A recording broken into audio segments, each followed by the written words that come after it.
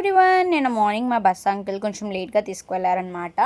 So క్లాసెస్కి time అయిపోతుంది, మా సార్ అటెండెన్స్ వేసేస్తారని ఫాస్ట్గా క్లాస్ రూమ్ దగ్గరికి వెళ్తే క్లాస్ రూమ్లో బెంచెస్ లేవు, క్లాస్ దగ్గర ఎవరు లేరు, క్లాస్ అంతా ఎంటీగా ఉంది. నేను టెన్షన్ పడి మా ఫ్రెండ్కి ఫోన్ చేస్తే మా ఫ్రెండ్ ఏదైనా మెసేజ్ చేసి ఉంటారో చూడు అంటే మొన్న మెసేజెస్లో 231 రూమ్కి షిఫ్ట్ అయ్యింది అని అన్నారు. సో 231 రూమ్కి వెళ్ళాను. 231 రూమ్కి వెళ్తే అక్కడ క్లాస్ జరుగుతుంది.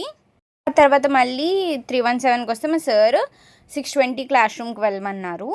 మళ్ళీ గ్రూప్లో 515 రూమ్కి రమ్మని మెసేజ్ చేశారనమాట. సో 515 రూమ్కి వెళ్ళాం. 515 రూమ్కి వెళ్ళి అక్కడ కూర్చున్నాక మళ్ళీ మా సార్ 620 రూమ్కి రమ్మన్నారట. మళ్ళీ 620 రూమ్కి వెళ్తే మళ్ళీ మా హెచ్ఓడి ఏమని మెసేజ్ చేశారంటే 317 రూమ్ 515కి షిఫ్ట్ అయింది అని మెసేజ్ చేశారు.